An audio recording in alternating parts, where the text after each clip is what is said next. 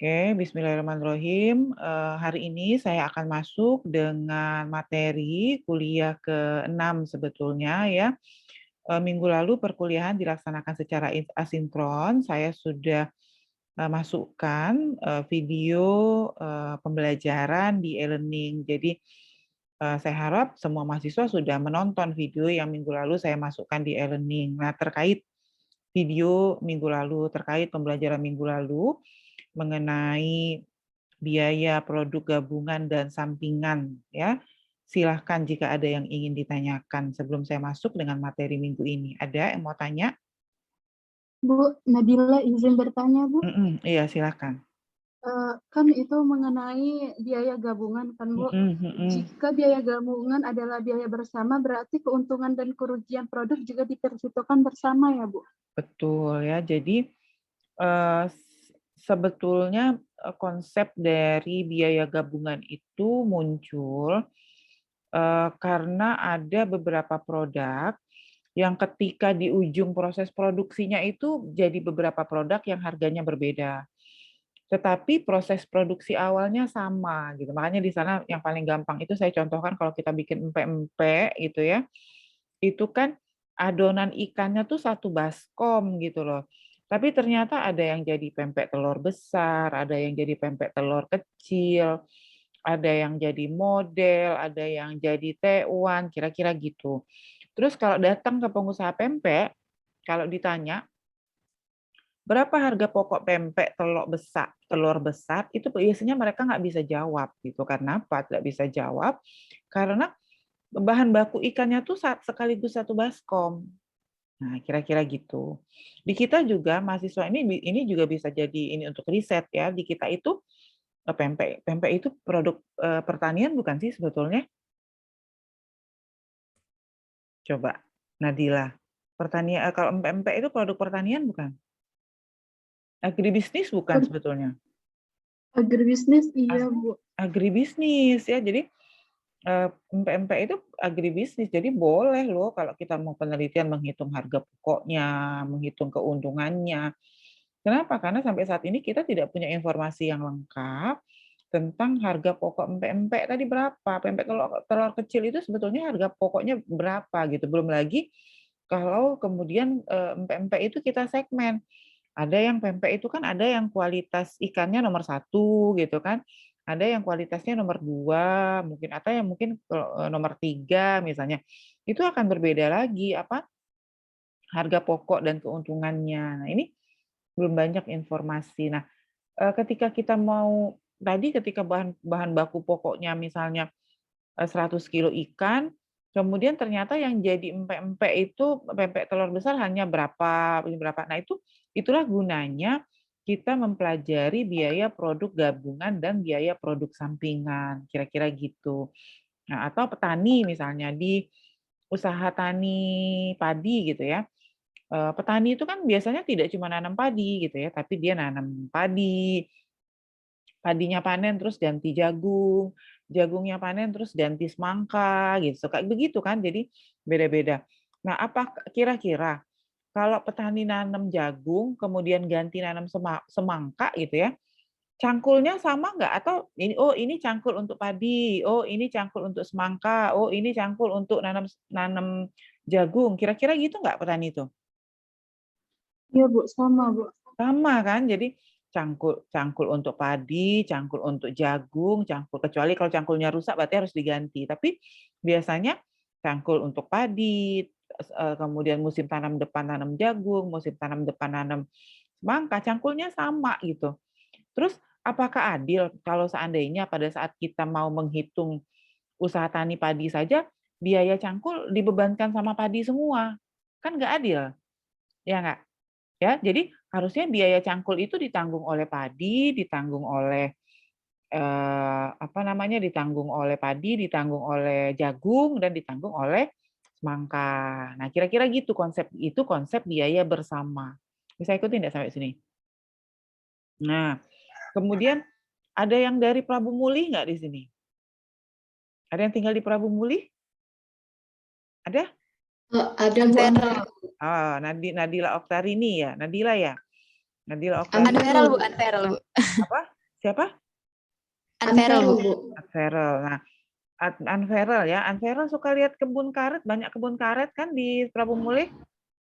Iya, Bu, ada. Nah, biasanya di sela-sela kebun karet tuh ditanam apa, Unferel? Pernah lihat tak? Ini jangan-jangan orang Prabu Muli tidak pernah pergi ke kebun karet ini. Di sela-sela tanaman karet ditanam apa biasanya kalau di Prabu? Nggak ada sih, Bu. Adanya rumput. Oh, yang benar. Prabu tuh terkenal selain karet, terkenal apa sih kalau kita ke Prabu Muli itu orang cari? Nanasnya, Bu. Nanas. Nah, pernah nggak lihat karet yang nanas yang ditanam di sela-sela tanaman karet? Pernah, Bu. Pernah ya? Bisa, Nah, Bu, siapa kalau tadi yang Vero jawab lihat. tadi pernah tadi? Iya.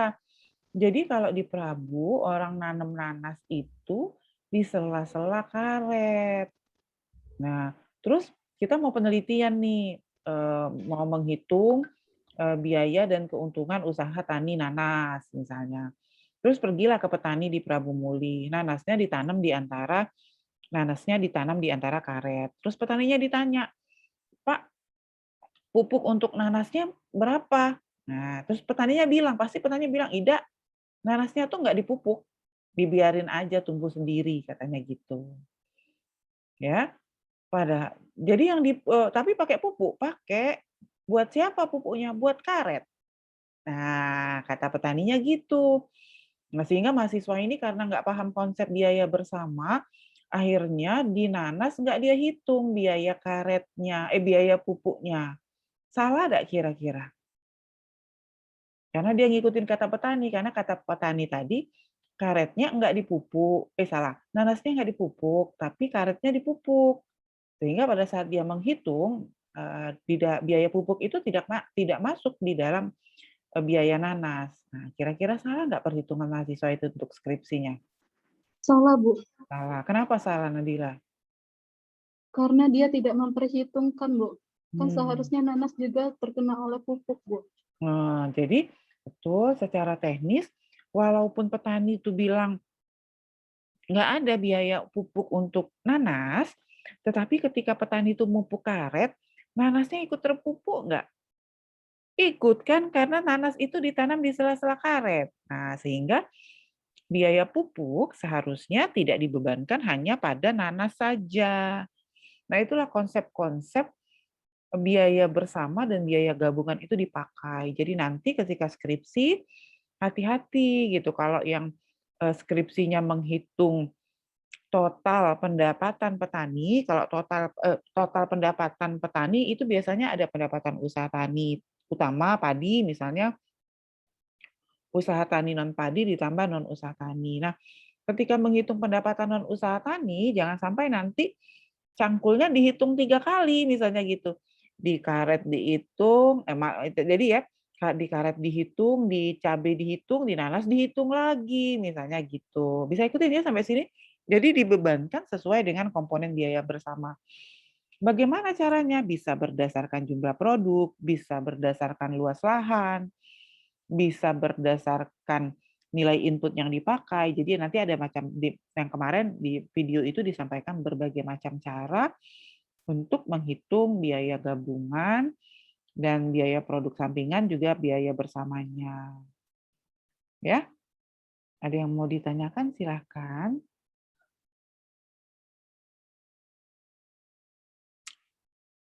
Kalau tidak ada, saya lanjutkan dengan materi kuliah minggu ini. Ketika saya menjelaskan mengenai konsep biaya, ada 3 ya komponen utama biaya itu. Yang pertama adalah biaya bahan utama, biaya bahan langsung, lalu ada biaya tenaga kerja langsung, dan biaya overhead pabrik. Nah, hari ini saya akan khusus membahas biaya bahan langsung. Jadi bagaimana perencanaan, kalkulasi, dan pengendalian biaya bahan.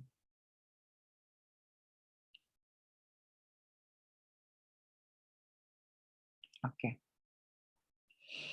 Tujuan instruksional umumnya adalah diharapkan dengan mempelajari materi hari ini, mahasiswa akan bisa memahami dan mendeskripsikan mengenai bahan, terutama terkait dengan pengendalian dan kalkulasi biaya bahan.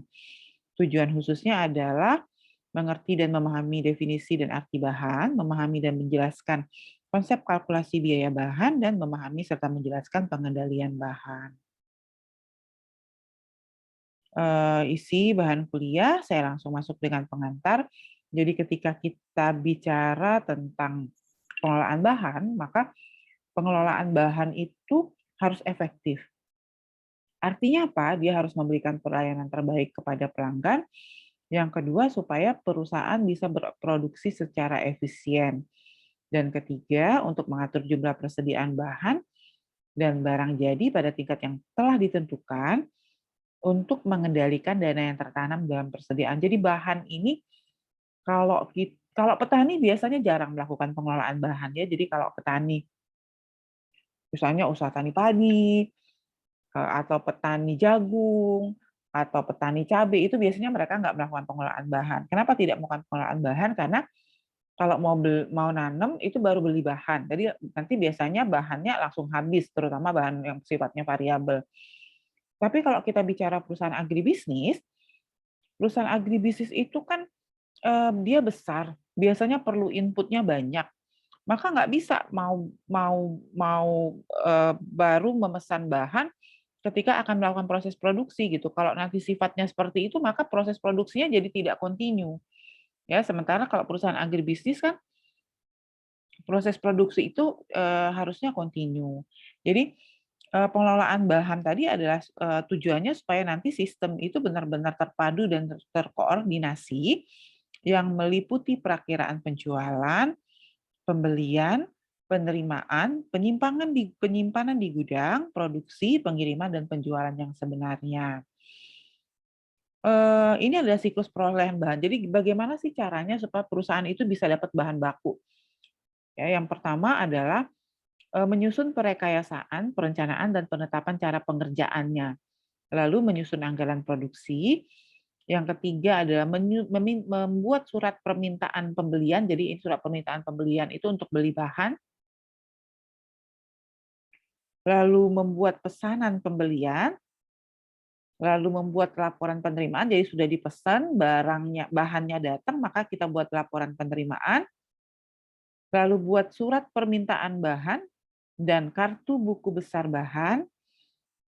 Ya, jadi kalau yang awal ini perencanaan, kemudian kita susun anggaran. Sudah susun anggaran, tahu biayanya berapa buat surat permintaan pembelian. Sudah buat surat permintaan, maka lakukan pemesanan bahan. Sudah bahannya dipesan, terus bahannya diterima buat laporan penerimaan. Nah, setelah bahannya diterima, biasanya bahannya masuk ke gudang dulu. Jadi biasanya bahannya masuk ke gudang dulu. Ketika nanti dia mau dikeluarkan dari gudang untuk masuk ke proses produksi, baru nanti bagian pabrik akan membuat surat permintaan bahan atau material requisition dan mencatatnya dalam kartu buku besar bahan. Nah, terkait tadi saya sampaikan, kalau dia perusahaan agribisnis biasanya dia punya gudang persediaan. Ya, jadi bahan setelah dibeli masuk dulu ke gudang. Ya, jadi tadi dia pesan ya, pesan. Kalau pesan bahan atau input lah bahan baku ya. Nah, kalau bahan bakunya datang, dia disimpan di gudang bahan dulu kan, masuk ke gudang. Ya, oke. Nanti bagian pabrik akan mengajukan requisition material tadi. Ya, setelah nanti kalau ada requisition material, maka dia masuk ke pabrik, masuk ke proses, ketika bahan keluar dari gudang, ya. Jadi di gudang namanya bahan. Ketika bahan ini keluar dari gudang masuk ke pabrik, namanya barang dalam proses. Jadi ketika di gudang bahan baku tadi namanya bahan. Keluar dari gudang masuk ke pabrik, diolah di pabrik namanya barang dalam proses. Keluar selesai dari pabrik, masuk lagi ke gudang. Tapi gudangnya apa bedanya gudang dengan gudang awal? Gudang awal itu gudang bahan, gudang yang kedua ini adalah gudang barang jadi. Jadi di sini namanya bahan, Di sini namanya barang dalam proses, di gudang barang jadi namanya barang jadi. Bisa ikutin ya? Nah, sekarang materi kita mengenai bahan. Maka yang kita akan kelola itu bahan yang ada di gudang ini. Jadi bagaimana bahan yang ada di gudang itu, jadi setelah dia dipesan, bahannya datang, masuk ke gudang, terus dia mau dikeluarkan ke pabrik. Metode mengeluarkan bahan dari gudang ke pabrik itu ada 3. Ada masuk pertama, keluar pertama, atau sering disebut dengan FIFO, first in, first out. Masuk duluan, jadi kalau bahan yang masuk duluan, itu akan keluar ke pabriknya duluan. Kira-kira gitu. Ada lagi namanya biaya rata-rata, dia pakai konsep average. Ya. Ada yang ketiga namanya LIFO. Yang ketiga tuh namanya LIFO. Kenapa LIFO? Karena istilahnya adalah last in, first out. Yang masuk ke gudang terakhir, itu justru yang keluarnya duluan bahan itu. Sampai sini ada yang mau tanya nggak? Nyambung nggak kira-kira logikanya? Jadi bahan yang ada di gudang itu, ada yang bahan masuk duluan, keluar diolahnya duluan. Misalnya nih, gudang cabai, gudang pabrik tomat misalnya. Maka tomat itu nggak bisa pakai metode LIFO kalau di gudangnya. Dia pakai metode FIFO, karena kalau pakai LIFO rusak dia.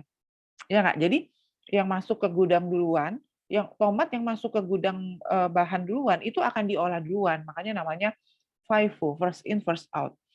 Tapi ada yang metodenya LIFO, last in, first out. Yang masuk ke gudang terakhir, itu justru akan diolah duluan. Nah, ini biasanya kalau kayak gini nih, kayak industri otomotif gitu ya, dia kan menghasilkan mobil tuh ya, itu nggak bisa pakai metode FIFO. Kalau mau pakai metode FIFO berarti kecuali kalau mereka di gudang mobil barang jadinya itu ada pintu depan, ada pintu belakang. Tapi kalau misalnya pintunya satu, pintu depan aja, maka metodenya adalah LIFO. Mobil yang selesai terakhir itu akan dijual duluan. Kira-kira gitu. Bisa ikutin ya sampai sini? Ada juga average cost. Kalau average cost itu, ketika bahan itu masuk ke gudang barang jadi, kita nggak bisa pisahin mana yang masuk duluan, mana yang masuk terakhir. Contohnya kayak pabrik beras ya. Jadi kalau pabrik beras itu, kita nggak bisa bedakan mana beras yang sudah duluan diolah sama yang terakhir diolah, karena ditumpuk jadi satu. Jadi kalau pergi nanti misalnya bisa field trip ke gudang beras di daerah Pemulutan, tuh banyak tuh gudang-gudang beras ya. Itu dia gede sekali gudangnya, terus berasnya dia ditaruh begitu saja di tengah-tengah gudang itu. Jadi kita nggak bisa misahin mana yang beras masuk duluan, mana yang terakhir. Bisa ikutin sampai sini? Nah, ini adalah contoh soal ya menghitung dengan berbagai metode tadi. Contoh soal misalnya pada tanggal 1 Februari, berarti awal bulan Februari, saldo awal di gudang bahan itu ada 800 unit. Nah, 800 unit itu harga per unitnya $6. Tanggal 4 Februari di gudang itu masuk bahan sebesar 200 unit, harganya $7. Tanggal 10 Februari diterima lagi, masuk lagi ke gudang 200 unit, harganya $8. Tanggal 11 Februari dikeluarkan. Nah, sebetulnya nanti yang akan membedakan pencatatan itu pada saat dikeluarkan. Apakah dia pakai FIFO, LIFO, atau biaya rata-rata. Dikeluarkannya 800 unit. Kalau dia pakai LIFO, maka nanti yang keluar duluan yang 800 ini pakai LIFO. Tapi kalau pakai FIFO, yang keluar duluan yang 200. Yang masuk terakhir, kalau LIFO kan last in first out, yang masuk terakhir itu akan keluar duluan. Kita lihat soalnya. Kita lihat bagaimana cara membukukannya. Ini adalah contoh kalkulasi dengan metode biaya FIFO. Ya, jadi kolomnya ada 3, ada kolom diterima, Ada kolom dikeluarkan dan ada kolom persediaan. Tadi tanggal 1 Februari kan ada saldo 800 unit, harganya $6. Maka 800 kali 6 itu adalah 4.800. Saldonya 4.800.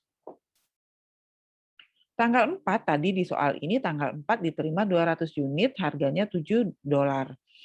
Maka masukin di tempat diterima tanggal 4 200 $7 1.400. Maka lihat saldonya jadi nambah nih, dipisahin. Ini yang pertama tadi. Yang ini tadi kan pindah ke sini nih saldonya, saldo awal. Ya. Ditambah 200. Jadi saldonya nambah dari 800 ditambah 200.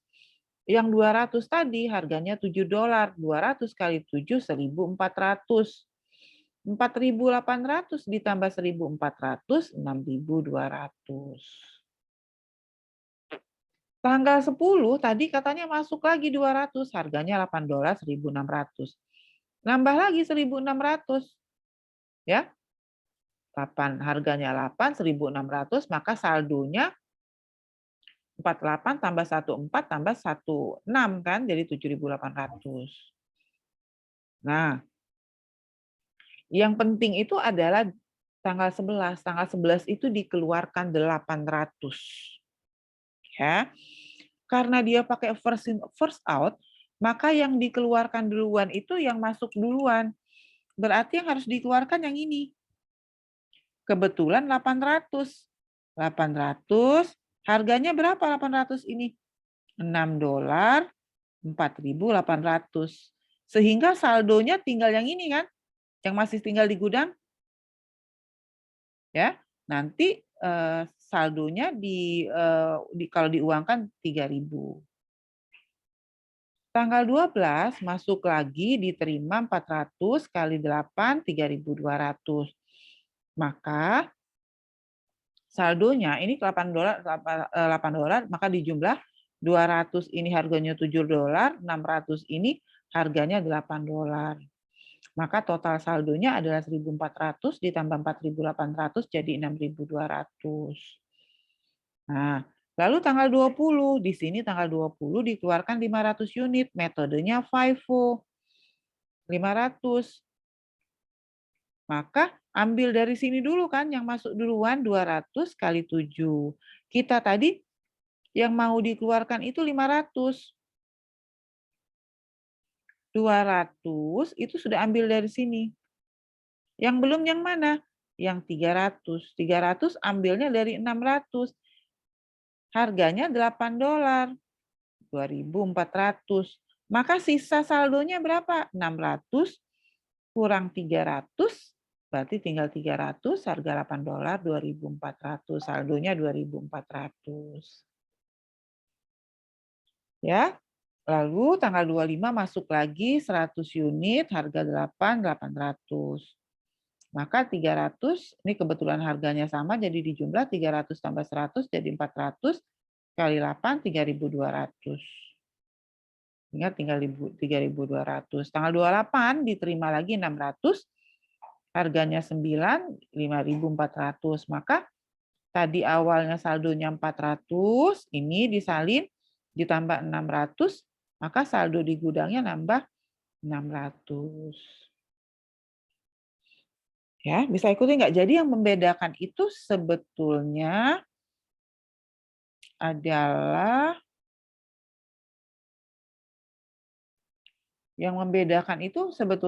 yang ini. Pada saat barang dikeluarkan. Kalau first in, yang dikeluarkan duluan itu yang masuk pertama. First in, first out. Sehingga yang membedakan itu yang ini tadi. Ini biar rata-rata saya dulu. Yang ini tadi. Tadi kan tanggal 11. Tanggal 11 itu mau dikeluarkan 800 unit. Dengan metode LIFO, 800 unit ya yang mau dikeluarkan itu 800. Last in, berarti yang ini dulu dikeluarin. Keluar, masuk sini. Ya, 200 sudah berarti sisa 600 ya. Ambil lagi atasnya, sini. 200 kali 7. 200, 200, 400. Kurang berapa? Kurang 400. 400-nya ambil dari sini. Dari 800 ini. Nah, makanya harganya 6. Harganya 6. Nah, jadi kalau dia LIFO, itu dikeluarkan duluan itu yang masuk terakhir. Sama yang ini juga sama. Yang ini tadi kan kita mau keluarkan 500 tuh.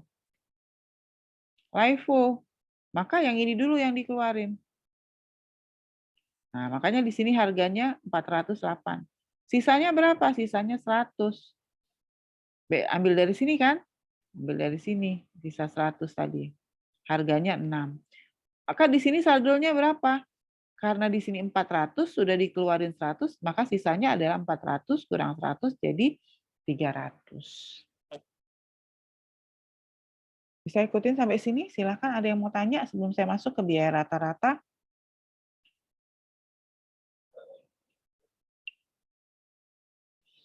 Ada? Ibu mau nanya, Bu. Ya, Oh, iya. silakan. Nadila ya? Nadila dulu. Silakan Nadila. Iya, Bu. Jadi kan kayak yang LIFO tadi, Bu ya, misal contohnya, Bu ya. Nah, dia tuh kan dia tuh kan ngambil yang Vivo ya, yang pertama masuk terus dikeluarin pertama juga gitu. Nah, itu tuh berpengaruh. Ya, Iya, Bu. silakan. Nah, untuk yang tadi kan ada tuh yang ya slide. Coba, Bu, mau lihat slide yang Vivo tadi, Bu. Nih. Nah, iya. Nah, itu kan dia kan yang masuk masuk pertama tuh kan ada yang 800, terus 200, terus ada masuk lagi 400. Nah, itu kan untuk misalnya nih, bukan yang misalnya yang tanggal 12 Februari itu, Bu ya. Itu kan 400. Nah, biaya per unitnya itu 8, Bu. Nah, itu kan setelah itu kan dia tuh digabung dengan yang 200, yang 200 sama harganya tuh sama. Itu bisa nggak? Boleh nggak, Bu? Misalnya kita tuh misalnya tuh kita pisah, Bu. Misalnya itu kan 200 langsung 600. Misal kita tulisnya itu 200, terus 200 baru tambah 400. Iya, Bu. oke, boleh Nadila. Bisa, boleh nggak, Bu? Bisa, boleh. Jadi justru itu lebih baik. Terima kasih Nadila, pertanyaannya bagus sekali. Jadi yang Nadila sampaikan itu justru lebih baik. Jadi dipisahkan 200 dulu, karena 200-nya masuk duluan daripada yang 400. Boleh. Ya, bagus pertanyaannya. Silakan yang lain. Ada lagi Nadila? Udah. Oke, Bu, berarti nggak apa-apa, Bu ya, karena kan kita kan karena barangnya itu kita nggak tahu, Bu, itu kita yang mana gabung duluan itu kan? yang pertama keluar yang mana gitu. Ya, betul. Ini Iya, karena Bu. nggak muat Makasih, Bu. slide-nya. Betul itu ya. Bagus sekali pertanyaannya. Silakan lagi yang lain, ayo. Denny izin bertanya, Bu. Ya, silakan Denny. Misal bahan masuk ini adalah bahan baku untuk pembuatan makanan, Bu. Harus menggunakan metode Vivo atau LIFO, Bu? Tergantung kondisi bahan bakunya. Kalau kayak tadi misalnya kalau contoh minggu lalu kan saya mengandaikannya dengan empek-empek gitu ya. Kalau empek-empek nggak mungkin pakai LIFO, harus pakai FIFO. Ya nggak? Kira-kira gitu. Jadi tergantung kondisinya. Biasanya yang tadi bilang kalau LIFO itu biasanya dipakai oleh perusahaan otomotif karena penyimpanan spare part, bahan baku di gudang itu, apalagi kalau di gudangnya adalah gudang barang jadi, itu nggak mungkin mobil yang paling ujung dikeluarkan duluan karena harus melompati mobil-mobil yang lain. Maka biasanya dia pakai LIFO, kira-kira gitu. Gitu ya, Den? Iya, Bu. Makasih ya, Bu. Ya. Nah, sekarang setelah kita paham dengan FIFO dan LIFO, harapan saya semua paham. Ini udah berapa Parvin? Kita sudah 13.49, berarti kita sudah kuliah sekitar 20 menit ya, masih 51, masih kurang sekitar berapa tuh? 10% ya yang bergabung. Oke. Sekarang yang ketiga itu adalah metode rata-rata. Nah, ini agak lebih rumit menghitungnya. Jadi tolong perhatiin dulu. Tadi kan tanggal 1 Februari ada persediaan sisa saldo ya 800 kali 6. Maka harga per unitnya adalah 6. 800 dikali 6 itu adalah 4.800. Oke. Tanggal 4 masuk 200. Ya, harganya $7. Total biayanya adalah 200 kali 7 itu adalah 1.400. Maka ya, caranya adalah karena kalau biaya rata-rata tuh kita mau menghitung yang ini nih, biaya per unitnya. Kalau tadi biaya per unitnya kita nggak peduli, nggak kita hitung. Jadi yang menentukan biaya rata-rata itu ada biaya per unit. Jadi 800 ditambah 200 itu kan 1.000 tuh. Ya. 4.800 ditambah 1.400 itu 6.200. 6.200 dibagi 1.000 dapatnya 6,2. Jadi biaya per unit itu dihitung terakhir kalau metode biaya rata-rata. Nah, terus kalau misalnya kita nambah lagi nih unitnya 200, $8, maka totalnya 1.600. Maka 1.000 ditambah 200 jadi 1.200. 6.200 ditambah 1.600 jadi 7.800. 7.800 dibagi 1.200 itu adalah 6,5. Bisa ikutin nggak sampai sini? Bisa? Boleh ya menulis di kolom chat, bisa Bu, gitu ya. Kalau yang nggak pakai HP kan bisa tuh menulis di kolom chat. Oke. Nah, apa bedanya lagi? Beda yang kedua, ketika dia mengeluarkan, tadi kan tanggal 11 mau mengeluarkan 800 unit. Kalau yang pertama dan kedua tadi, tergantung apakah pakai LIFO atau FIFO. Kalau dia pakai FIFO berarti pakai harga pertama. Kalau LIFO pakai harga terakhir. Nah, kalau metode biaya rata-rata enggak. Kalau kita keluarkan 800, kita langsung ambil dari sini 800. Harganya adalah harga terakhir ini. Ya, maka 800 kali 6,5 itu adalah 4.800. Sisanya berapa? 1.200 dikurang 800, 400. 7.800 dikurang 4.800, 2.000. 2.000 dibagi 400, 5,0 biayanya per unit. Bisa ikutin nggak sampai sini? Jadi kalau yang ini biayanya dihitung terakhir, kira-kira gitu. Silakan jika ada yang ingin ditanyakan.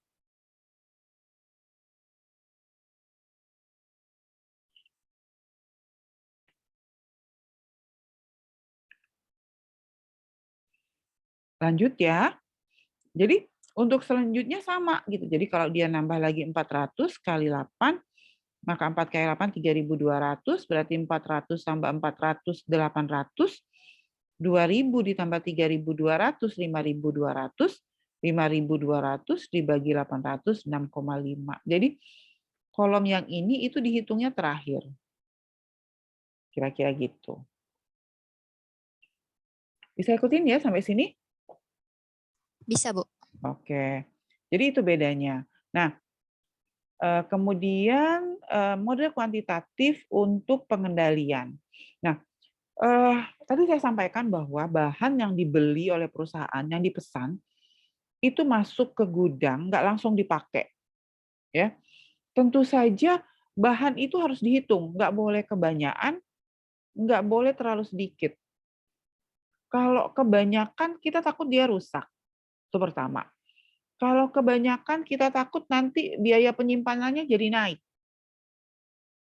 Bisa ikutin ya? Tapi juga tidak boleh terlalu sedikit. Kenapa nggak boleh terlalu sedikit? Karena kalau dia terlalu sedikit, misalnya tiba-tiba nanti ada lonjakan permintaan, malah akan mengakibatkan produksinya berhenti karena kekurangan bahan. Jadi harus ada mekanisme yang tepat untuk bisa menentukan berapa sih jumlah bahan yang sebaiknya ada di gudang. Jadi kalau di sini diceritakan setiap jenis persediaan atau kelompok jenis persediaan harus dianalisis secara periodik guna meramalkan kebutuhan untuk setiap bulan, triwulan, dan tahun berikutnya, bahkan untuk tahun berikutnya. Menentukan tenggang waktu perolehan. Nah ini juga, kalau petani mau nanam padi, besok mau nanam, hari ini beli bahan, pergi ke pasar. Bisa langsung dapat semua bahannya. Tapi kalau perusahaan agribisnis, Ya, kan nggak mungkin. Gula itu dia nggak mungkin hanya perlu 2 kilo, misalnya kalau perusahaan besar. Biasanya perlunya 100 kilo, 1 ton, 1000 kilo misalnya. Sehingga nggak bisa pesan gula hari ini, datangnya hari ini. Paham nggak kira-kira? Maka dia lead time, istilahnya itu tenggang waktu yang seperti itu, jadi nunggu bahan mulai dari dia pesan sampai dia datang itu namanya lead time, tenggang waktu perolehan. Ya. Kemudian harus ketika fase lead time itu kan kita udah pesan tapi belum datang, maka kita harus merencanakan pemakaian selama tenggang waktu tersebut. Menghitung kuantitas yang ada, memesan unit-unit yang dibutuhkan, serta menghitung cadangan kebutuhan persediaan pengaman. Apa metodenya? Metode yang paling sering dipakai namanya kuantitas pesanan yang ekonomik atau economic order quantity. Ya, economic order quantity ini bisa dihitung manual. Jadi kalau di akuntansi biaya kita hitungnya manual. Tapi economic order quantity ini sebetulnya juga adalah salah satu materi yang nanti akan dipelajari di mata kuliah riset operasional. Jadi secara dalam kita akan lebih pelajari di riset operasional, karena nanti ketika di mata kuliah riset operasional, economic order quantity ini akan kita olah tidak secara manual, tapi dengan menggunakan software. Ya, jadi kalau di statistik bidang sosek kita sudah mulai mengenal SPSS, nanti ketika riset operasional, kita akan menggunakan namanya QM4 window. Jadi alat analisis. Jadi kalau nanti skripsinya menggunakan riset operasional, biasanya softwarenya pakai QM4 window. Nah, itu akan dipelajari nanti jadi economic order quantity ini akan dipelajari secara lebih mendalam di mata kuliah riset operasional. Tapi di sini kita bahas dulu, tetap kita bahas. Nah, economic order quantity atau EOQ itu ditentukan oleh 2 faktor. Pertama adalah biaya pemilikan penyediaan bahan. Jadi biaya karena kita nyimpen bahan itu di gudang. Jadi biaya penyimpanan, kira-kira biaya pemilikan itu. Kemudian juga ada biaya perolehan. Biaya perolehan itu kira-kira bahasa ini biaya pemesanan bahan. Ya, jadi ada 2. Jadi ada biaya penyimpanan, ada biaya pemesanan. Kalau kita mesennya terlalu sedikit, maka biaya pesannya yang nanti naik karena terlalu sering pesannya dikit, akhirnya biaya pesannya naik. Ya, tapi kalau pesannya sekali banyak setahun langsung pesan sekali, maka biaya pemilikan bahannya yang naik, berarti biaya simpannya yang naik. Nah, karena itu kita harus cari kondisi ideal di mana nanti biaya pemilikan itu sama dengan biaya pemesanan bahan. Nanti ada titik potongnya. Nah, kita bahas dulu. Jadi apa itu EOQ? EOQ adalah jumlah persediaan yang harus dipesan pada suatu saat dengan tujuan untuk mengurangi biaya persediaan tahunan. Ini rumusnya. Ini EOQ. EOQ itu ada 2 ya. Ada EOQ per unit, jadi nanti kita bisa EOQ-nya tuh per unit, bisa juga rupiah. Dari rumus EOQ ini, RU ini apa? RU itu adalah kebutuhan setahun berapa. CO itu apa? CO itu adalah biaya pesannya berapa.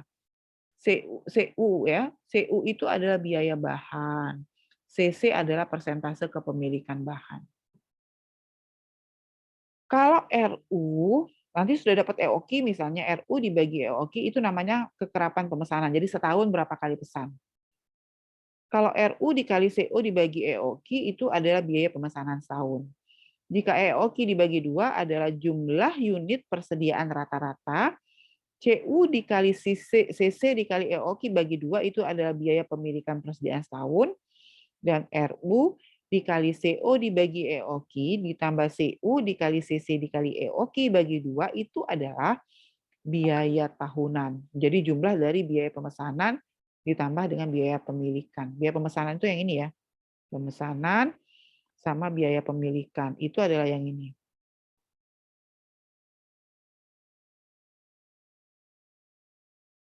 Nah, ya. Masuk soal, biar lebih enak kalau sudah masuk soal. Estimasi misalnya tahun depan, perusahaan saya perlunya 2.400 unit. Jadi tahun depan perusahaan saya perlu 2.400 unit bahan. Biaya bahannya itu 0,75 per unit. Biaya pesan, sekali pesan 20. Biaya pemilikan persediaan adalah 20%. Berapa EOQ? Masukin ke rumusnya. EOQ tadi saya sampaikan EOQ ada 2. Jadi sekali pesan itu pesannya 800 unit. Biayanya 600 sekali pesan. Kalau kita perlu 2.400 setahun, sekali pesan 800, berarti setahun berapa kali pesan kita? Ada nggak yang bisa jawab? 3 kali, Bu. Betul. Nah, dapat dari mana? 2.400 dibagi 800, Bu, 3. Ya, jadi kalau kita perlu sekali pesan itu bisanya 800, setahun perlu 2.400, berarti kita pesannya 3 kali setahun. Kalau dia 3 kali 12 bagi 3, berarti pesannya kira-kira 4 bulan sekali. Ya, jadi nanti bisa dicari-cari rumusnya. Nah, kemudian pengendalian bahan, ada 2 tingkat pengendalian bahan. Jadi ada pengendalian atas unit, ada pengendalian atas nilai. Tadi kan EOQ itu ada unit, ada nilai. Jadi bisa unitnya yang dikendalikan atau nilainya. Apa syarat pengendalian yang efektif? Yang pertama adalah menyediakan bahan dan cukup cadangan yang dibutuhkan pada operasi yang efisien dan lancar. Menyediakan cukup stok dalam periode kekurangan pasokan, menyiapkan bahan dengan waktu dan biaya penanganan yang minimum, dan melindunginya dari berbagai kerusakan, kebakaran, dan sebagainya, mengusahakan agar jumlah persediaan yang tidak terpakai berlebih atau usang sekecil mungkin, menjamin kememadaian persediaan bagi pengiriman yang tepat waktu pada pelanggan, serta menjaga agar modal yang diinvestasikan dalam persediaan berada pada tingkat yang konsisten dengan kebutuhan operasi rencana manajemen. Jadi syarat pengendalian efektif itu kalau bisa nyediain bahan suku cadang yang dibutuhkannya secara lancar, kemudian menyediakan cukup stok, waktu kekurangan pasokan kita bisa sediakan pasokan, kemudian menyiapkan bahan pada waktu dan biaya penanganan yang minimum. Ya, jadi ada berbagai hal supaya nanti pengendalian bahannya itu efektif. Silakan jika ada yang ditanyakan terkait dengan materi kuliah hari ini. Silakan. Ada yang ingin bertanya? Kalau nggak ada yang ingin bertanya, nanti saya yang tanya, terutama yang baru-baru bergabung. Oh, ya, izin silakan. bertanya, Bu. Iya, Itu kan silakan Nadila. FIFO kan first in dan first out. Nah, jadi kalau misalnya kan berarti yang dikeluarkan duluan, yang terakhir diproduksi kan, Bu. Nah, jadi kalau misalnya yang udah lama diproduksi itu tapi nggak dijual-jual, berarti nanti kalau rusak itu mengalami kerugian yang besar nggak, Bu? Oke, makanya tadi seorang manajer agribisnis itu harus bisa memperkirakan, gitu ya. Makanya kita perlu hitung betul dengan EOQ supaya tidak ada bahan di gudang itu yang rusak, supaya tidak ada bahan di gudang itu yang ketika diperlukan ternyata gudangnya kosong. Nah, kira-kira gitu. Termasuk juga apakah menggunakan metode LIFO atau metode FIFO. Ya, tadi saya sampaikan kalau produk pertanian itu very recommended kita pakainya FIFO atau rata-rata. Tadi kalau beras itu biasanya rata-rata. Tapi kalau kayak pabrik cabai, tomat, itu biasanya kita pakainya FIFO. Kenapa? Karena menghindari kerusakan yang tadi, seperti yang tadi Nadila sampaikan. Nah, kalau kemudian kita sudah pakai LIFO, terus masih rusak, ternyata masih ada yang rusak di gudang, berarti manajemen EOQ-nya yang masih perlu diulang, harus perlu dievaluasi. Jangan-jangan EOQ-nya yang salah gitu loh. Jadi ada manajemen di dalam pengendalian bahannya yang masih harus diperbaiki. Kira-kira gitu, Nadila. Ada lagi? Baik, Bu. Ya. Terima kasih, Bu. Ya. Ada lagi? Silakan. Ada?